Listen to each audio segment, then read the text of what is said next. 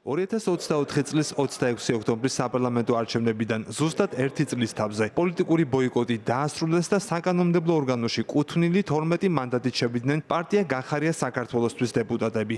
პარტიის ერთ-ერთმა და სავარაუდოდ ახლა უკვე საპარლამენტო გუნდის ლიდერმა გიორგი შარაშიძემ პარლამენტის ტრიბუნასთან თქვა, რომ პარლამენტში არ შესვლა შეცდომა იყო და ამ შეცდომას ამომრჩევლის წინაშე გულწრფელად აღიარებენ. იმასაც აცხადებს, რომ ქართულ ოცნებას ლეგიტიმაციას არ აძლევენ. თუმცა რადგანაც მაინც ეს გუნდი მართავს ქვეყანას და იღებს მისივე თქმით რეპრესიულ კანონებს, მათი ოპონირების გარეშე დატოვება კიდევ უფრო დიდი შეცდომა იქნება.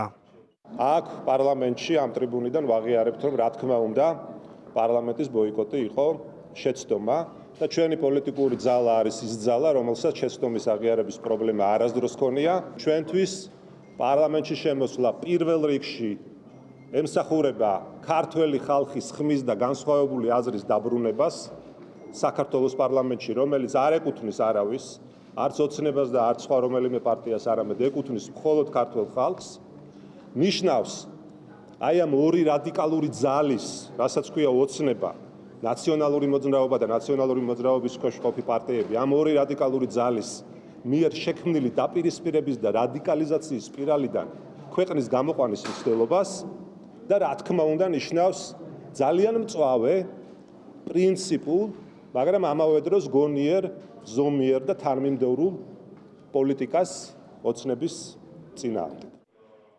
ქართული ოცნების საპარლამენტო ლიდერები კი ამბობენ, რომ გიორგი გახარიას პარტიას 1 წლით გვიან, მაგრამ მაინც მოუწია რეალობისათვის თვალის გასწორება. თუმცა იმასაც ამბობენ, რომ მათი შესვლით არაფერი შეიცვლება იმის გარდა, რომ 12-ის კამი შეივსება. რაც შეეხება გახარიელ ნაცებს და მოღალატეებს, მათი შემოსვლით იცვლება, რომ 12-ით მეტი კამი იქნება დაკავებული საქართველოს პარლამენტში. ამ აგენტურულ გზაში გაერთიანებული ეგრეთ წოდებული პარტიის სათადარიგო შემადგენლობა შემოვა პარლამენტში თუ არ შემოვა, ამას არავითარ მნიშვნელობა არ აქვს. მით უმეტეს მაშინ, როდესაც გზად პარლამენტსკენ მოვალ გზად ერთი ადამიანი უკვე დაკარგეს და მისი ჩანაცვლებაზეა საუბარი. მისასალმებელია, რომ მართალია დაგვიანებით 1 წლის თავზე, თუმცა ერთი პოლიტიკური ჯგუფი პარტია მამ აღიარა ხალხის ნება, აღიარა დემოკრატია და შეუდგა სადეპუტატო უფლებამოსილების შესრულებას. სამწუხაროა, რომ ზოგიერთმა პარტიამ უკან დასახლები ხიდები დაიწვა და შეიძლება დღეს ძალიან უნდოდეთ პარლამენტში ყოფნა, თუმცა ამის შესაძლებლობა თავათვე მოუსწრეს უპირველეს ყოვლისა საკუთარ ამომრჩევლებს, რომ მათი ხმა გაჟღერდეს საქართველოს პარლამენტში. პარლამენტში არა, მაგრამ 57 მუნიციპალიტეტის საკრებულოებში შედიან აკრძალვის პირას მყოფი კიდევ ერთი ოპოზიციური პარტიის ძლიერი საქართველო ლელოს დეპუტატები. ქართული ოცნების ცნობით პარტიის აკრძალვის შემთხვევაში მათი კვოტით საკრებულოებში შესულ დეპუტატებს მანდატი შეუნარჩუნდებათ. ლელოში ამბობენ, რომ 57 საკრებულოში ქართულ ოცნებას კორუფციაში ხელს შეუშლიან.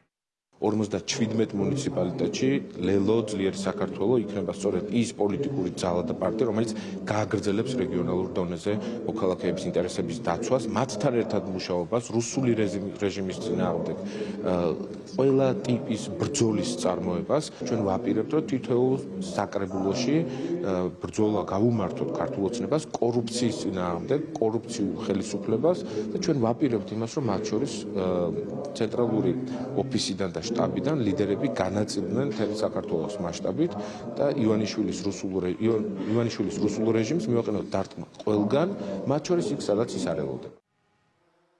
ქართული პოლიტიკა ახლა პოზიციების გადანაწილებისა და თვითგამორკვევის ახალ რეჟიმშია. ვინ როგორ დაიმკვიდრებს თავს პოლიტიკურ ბაზარზე და ამომრჩევლის თვალში, ამას ახლო მომავლის პროცესები აჩვენებს. ალეკო გვეტაძე, ევრონიუს, ჯორჯია.